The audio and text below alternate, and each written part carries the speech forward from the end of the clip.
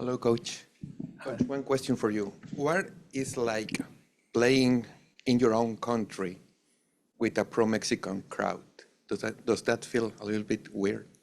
I think it speaks to the diversity that we have in the United States, and especially the culture around soccer, where there's a number of fans from all different countries, and they come to celebrate the game of soccer. And for us, we know it's going to be great atmosphere. We know it's going to be a loud atmosphere, and we're excited about playing a final. Greg, over here. Just in terms of the forward situation, do you think you've seen the best out of Flo yet? And if not, what kind of needs to happen to accomplish that? And how competitive now is the forward situation, given that guys like Haji are stepping forward?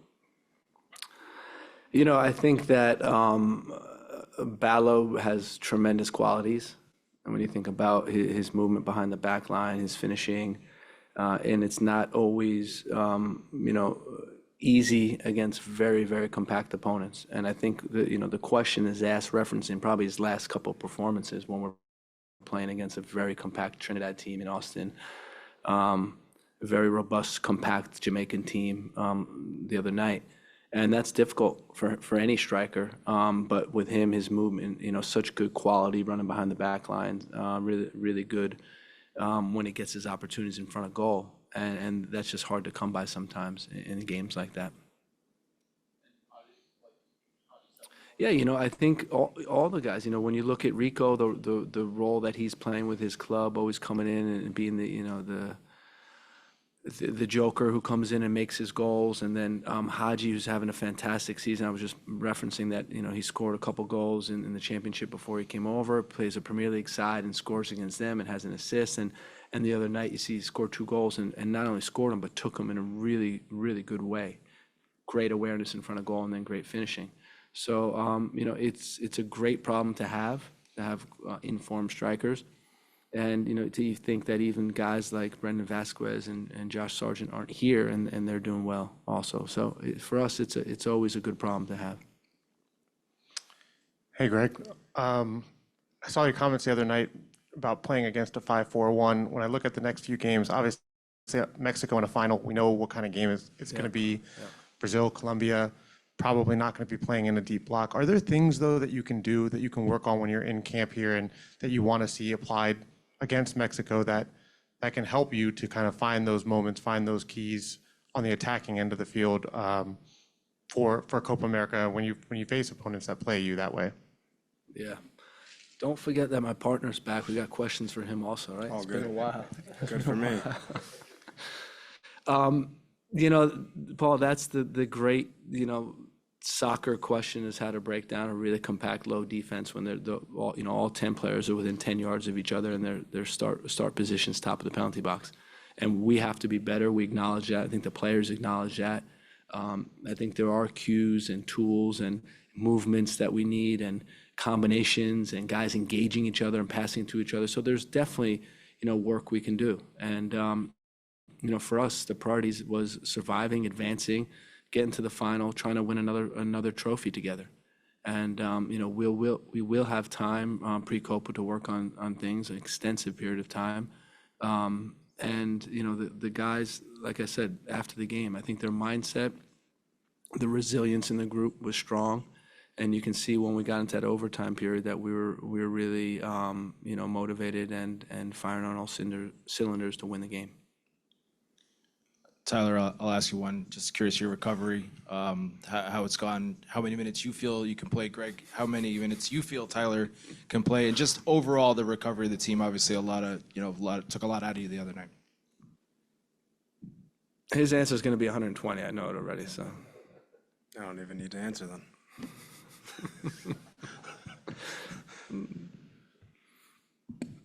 Hi. Here. Hi, Greg, Tyler.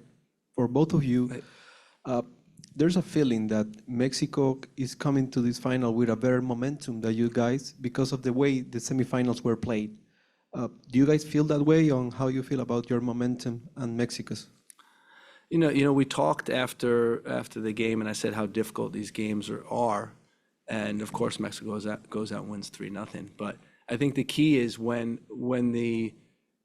if the the dominant opponent, in this case Mexico, if they score early, I think then all bets are off. But I think the longer it goes, that it's 0-0 or the underdog is winning the game, like in the case of our game, these games become really, really difficult. And Mexico, give them credit. They scored 2 goals in the first half, and then were able to cruise and got an early goal in the second half.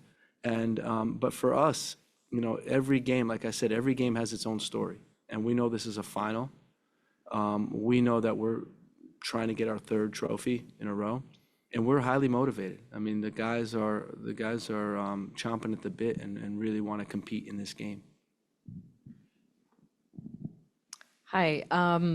You're obviously working with a group of players that you've been working with for some time. They started off quite young, or not to suggest that they're old now, but there's been a lot of talk about this group's potential. Do you think they've reached it yet? And if they haven't, what do you think the potential of this group is, and how long do you think it'll take to get there? It's time. Time will tell. That's the thing about everything, right? That you have big events that can help define who you are as a group. I think this is a big event for us. Copa America is going to be a big event. World Cups are big events. And one thing that I was extremely proud of this group is to see the growth from, going through qualifying and then the performance at the World Cup. It was a young team, but they played, almost in a mature way, and I think played really solid at the World Cup. And now it's how do you take that next step?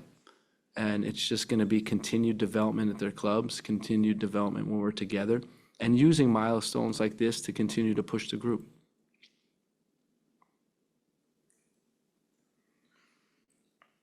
Greg, Paul Kennedy. Going back to the 2021 Nations League final, Gio's played 4 Nations League games and has been really outstanding each time. Is there anything specific about the tournament that's allowed him to be that way? And also, could you speak generally when he's playing well? What are some of the things that stand out and are important to contribute to the team in that way?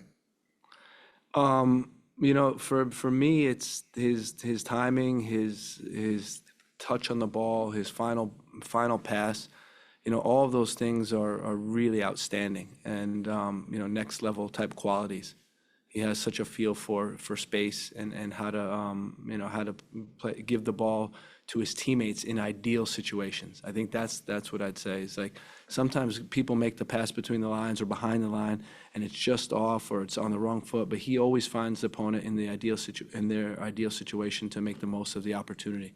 So I think that's a really strong quality of his.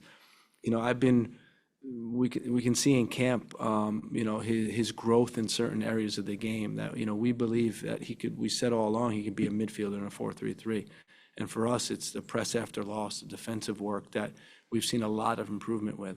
And you think about both of the goals come from him winning balls in the midfield and then making that final pass. So, for him, it's continued to adapt. You can ask Tyler about the jump to the Premier League, and for every player, it's different timing.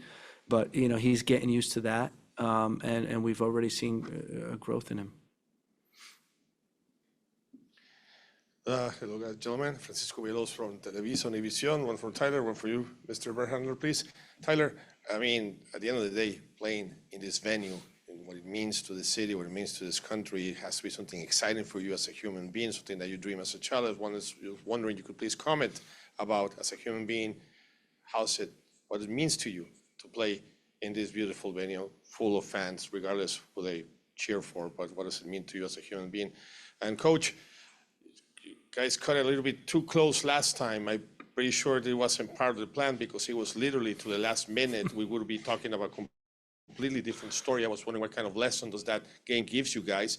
And do you count with everybody in your staff, your players, are they all healthy or not to play on Sunday? Yeah, as a Giants fan, playing in the Cowboys Stadium is something special, I would say. Everybody knows that the Cowboys is America's team, but it's a beautiful venue, and we know that we're very fortunate to play here.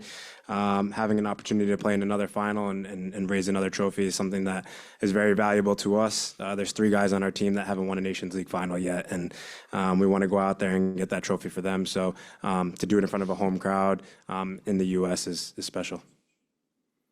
Yeah, for us, I think we paid the price for, a moment of not being tuned into the game in the first 30 seconds of the game, and that made it extremely difficult for us.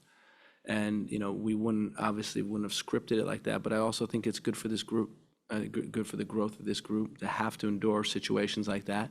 And I think gain the confidence that we can endure situations like that. And now, again, that we put that game behind us, we learned from it, and now it's about a final. Everyone is fit, everybody's ready to go, so we can pull from a full selection. Right here, Coach. Mariano Sanchez from US. Coach, Jaime Lozano, the Mexico's coach, said that the pressure for winning this title is on your side because you are the reigning champions. Do you feel that way? Do you feel that pressure? No, for us, it's an opportunity. The pressure, I think Mexico played a great semifinal, as we all said. And, so the pressure may be on them, right, to repeat that type of performance. But for us, it's just about, we see this as an opportunity for this group. We see this as an opportunity to create a legacy for this group of what we can achieve. And, we take it, we love the Nations League. We love what it represents. One for Tyler and one for Greg. Tyler, you've played in a few of these U.S.-Mexico matchups and you seem to get up for them, as it's easy to do. What is it about these matches that just kind of seems to bring a little extra out of you? And Greg, how has this Mexico team changed? How was it changed under Jimmy Lozano, and what kind of different challenges will this version present compared to last year? Yeah, these matches are always a dogfight. We're always familiar with a lot of the players on Mexico, so I think that makes it a little bit more of a rivalry as well. But we know how much quality they have. We know how much quality we have. We know the talk and chatter behind, who's going to be the best team in North America, and obviously we want to continue to represent that. And yeah, defend our title. I think that's something that's super important to us. Since Nations League has started, we've obviously come notorious in 2 occasions, so now we want to repeat it for a 3rd time. Yeah, and I think Mexico has a good team, good quality. You see they're a little bit more direct with this coach. A lot of diagonal balls, a lot of balls behind the opponent's back line. They got speedy wingers, but we have a lot of quality also. And we have guys that have played in big games and get up for big games. And, I expect us to be ready to play. We're going to take some virtual questions as well. We'll start off with Steve Goff. Go ahead.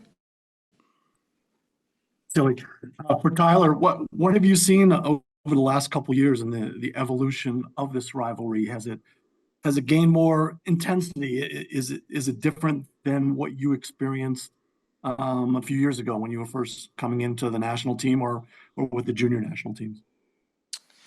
No, with the junior national team, I would say it was honestly exactly the same, because you watch the games growing up of USA, Mexico. You see the intensity of the games and how everyone takes it personally, how they want to win every single duel, score the winning goal. It always means a little bit more in these games. And since my first game with the national team, it's been the same. And, I think when we were coming through the national team, they also had a younger generation coming through the national team. And as we kind of grow and develop at the same time with them, it continues to be a big competition. So, yeah, we're always up for it. We know how much quality they have. But again, we're always backing ourselves in these situations, and we know how much quality we have as well. Arch Bell, go ahead. Hey, Tyler, Arch Bell from Concacaf.com. Take me back to Denver 3 years ago, 2021 final, kind of the first signature win for this generation, this new generation of players. What are your memories from that night, the emotions you felt before the game, and then after that incredible win? Just kind of take me back to that, and what stands out in your mind about that night? Yeah, a lot stands out about that night. I remember substitutes playing a really big role in that game, obviously with it going to extra time. But we had a lot of players step up in big moments, make a lot of big plays, and that's what these games are all about. At the end of the day, you have to have guys that aren't afraid and aren't backing down in the big moments, want the ball in tough situations, make big tackles, big plays. I remember Ethan obviously making an unbelievable save on a penalty to keep us in the game, and it's about staying in the game at the end of the day. We know how much quality we have, and we're not just relying on the starting 11. There's going to be guys that come off the bench and play a big role, but the team camaraderie that we have, no one's disappointed when they're not starting. They're just ready to come in the game and make an impact. Henry Bushnell. Thanks, Greg and Tyler, for your time. Greg, this is a bit of a random one, but you said after Thursday's game that you heard somewhere or read somewhere somebody questioning why Gio got called into camp. Where did you hear or read that? And I'm also curious why you felt compelled to mention that. No, I think it's just an example of, when you look at what we're doing, how difficult it is, what we ask these guys to do every week. They have to work for their clubs, they have to perform at this type of level at their clubs, and that they come in for us, and they have to perform great for us. And it's a lot. And I think sometimes, it's about defending our group and standing behind our players. And, this is an example of where, okay, things haven't worked out exactly the way Gio planned them when he was moving to Nottingham Forest, but that doesn't take away from his quality. It doesn't take away from what he brings to our group. And, we've seen it all fall. We saw it last summer. We see it all last fall, his quality that he has. And I think, that's all it was. It's just saying, all he does is talking on the field. And he showed why he's that important to the group. And that's why I thought it was worth mentioning. We'll take a few more from Zoom. Andrew Jones, go ahead. Thank you very much. As always, Andrew Jones for Believe Network. For you, Tyler, what's been your favorite moment of this rivalry before you try to add maybe another one for tomorrow night, you being a Giants fan in AT&T Stadium? And for you, Greg, facing off against Memo Ochoa, again, just your thoughts on him and trying to get another past him or a few past him. Yeah, no, my favorite memory of the rivalry is probably the Nations League final in 2021. I thought that was a huge step for our group moving forward in a situation not a lot of us have been in and playing in such a big final. It was a great experience for us. And yeah, now we know what it's about. I think we know how to handle the pressure in those situations, staying patient, understanding our roles as a team and what we need to do, and especially not doing too much, because I think in big games you can see a lot of teams become individuals, but we stuck together in those moments and yeah, we grinded it out. And for us, I think it's about the collective, as Tyler was saying. It's not just about the starting 11. It's going to be about our solutions, the guys that come on, the rest of the group, the guys that don't come on. I thought last game they made a massive impact. We're hoping for that again. And it's going to be about the details in this game. Set pieces will play a big role in what happens, the outcome of the final, concentration in key moments. And most importantly, I think just being able to endure the ups and downs of how the rhythm of the game goes. It's not always going to be perfect, and we're just going to have to endure and keep going and have the same resilient mindset that we've had in the past. Kyle Bond. Thank you, guys, for your time. Greg, you in the last game moved Weston McKennie to right back at halftime instead of Tim Weah. What was the impetus for that at the time? Just something we haven't seen before. And is that something that could potentially be, I don't want to say an emergency option going forward, but just something to consider in the future, or was it more of a one-off thing given the situation? No, I think the way the game was going, I mentioned this after, we had 80% possession, and the way the game was going, it was going to be about offensive. It was, defense wasn't the priority at that stage. So for us, we wanted to put Gio on the field. So you have to take a midfielder out to put Gio on the field. And then it was logical that we'd move Weston to right back instead of Tim and putting Weston at right wing. So, it was just an offensive move to get a little bit more. Joe, we see him as, defense more, say 60 defensive or 70 defensive, 30 offensive. And it was a move to get more offense on the field. And we'll close out with Megan Swanek. Go ahead, Megan. Thank you, and thank you both for your time. My question's for both of you. Kind of carrying forward that question from Arch Bell, thinking back to the first Nations League trophy that you guys lifted in 2020-21. Are there any key ways that you guys feel this team has evolved or grown since that first trophy that you lifted over the past 3 years? Yeah, I think that we've become more patient. We understand our roles a lot better. I think around that time, we're still, developing our identity and style of play. Whereas now, we're more flexible. We're able to adapt on the fly a lot more. But again, that patience thing is a huge thing. I think in the past, if we were to play Jamaica and they were sitting really deep, we'd be trying to force things nonstop, whereas we had the belief in our side that a goal would come and then we would be able to dominate from there. And when you look at the best teams around the world, they continue to suffocate you and pin you in for 90 minutes. It's never a goal in the 60th minute, and then they defend. So for us, it was about continuing that patience, and yeah, we got the win in the end. Yeah, and I think from my perspective, just to see the individual growth of our team since then has been really great. You know, when you think about a guy like Tyler, you know, now he's a family, as a child, and he's, you know, an adult. And it seemed like they were kids back then, even though it was only 3 years ago. But there's just been so much personal growth from our guys, both in their personal life and professionally, that it's been great to see. And from the collective, how the group has gelled and merged and come together, and how I think key components of the group have emerged over these years and taken leadership roles within the group is another nice thing that we've seen over these years.